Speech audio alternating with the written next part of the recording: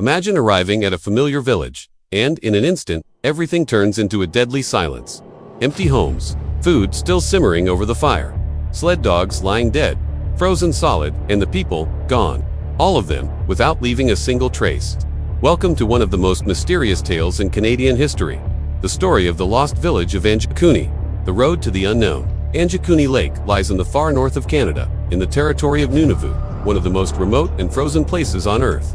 In November 1930, Canadian trapper and explorer Joe Labelle decided to take a familiar route toward the Inuit village by the lake, a place he often visited for rest and shelter. As night fell, Labelle reached the outskirts of the village. But something was wrong. There was no sound, no conversations, no children's laughter, no footsteps. The village was utterly silent.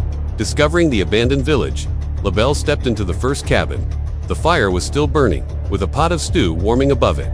Clothes neatly folded, beds made, weapons hanging in their places. But there was no one inside. He checked another cabin. The exact same scene, everything in place, as if the inhabitants had vanished in a single moment. Labelle stepped back into the open square. All he saw was the wind sweeping the snow through empty alleys. The horrifying discovery: frozen dogs. Not far away, Labelle came across a far more terrifying sight. Sled dogs, still tied to their posts, all dead and frozen solid. They hadn't been killed. It appeared they had been left to starve. How could the Inuit, a people known for their deep care for animals, abandon their dogs this way? And more importantly, how could they have left so suddenly without them? The open graves. As if the horror wasn't enough, Labelle wandered toward the village cemetery. And there, he found a sight that chilled the blood. Several graves had been opened, with the grave markers neatly stacked beside them. No signs of animal disturbance or storms. It was as if someone had deliberately opened the graves and removed the bodies. The police report an investigation. Frightened, Labelle traveled miles to the nearest wireless station and alerted the Royal Canadian Mounted Police, RCM. The officers arrived and searched the village, but found no signs of a struggle, theft, or attack.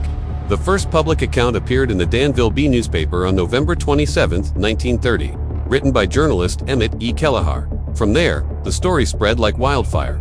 Theories behind the disappearance: UFO, alien abduction. Some reports claim that other trappers in the area saw strange lights in the sky above the village that very night.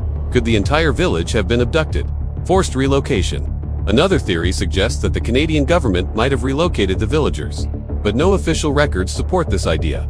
A fabricated legend. Researcher Brian Dunning discovered that many elements of the story were undocumented, with some first appearing in fictional tales and unofficial magazines. In later reports, the RCMP outright denied that such an incident had ever occurred, calling it a legend or a hoax, a lost truth. To this day, no definitive evidence exists to explain what happened in an entire village gone without blood, without chaos, without a trace. It remains one of Canada's most baffling and perhaps most chilling mysteries.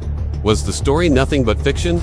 Or did something beyond human understanding happen there? Subscribe now and turn on the notification bell, so you'll be the first to experience more mysterious and thrilling stories.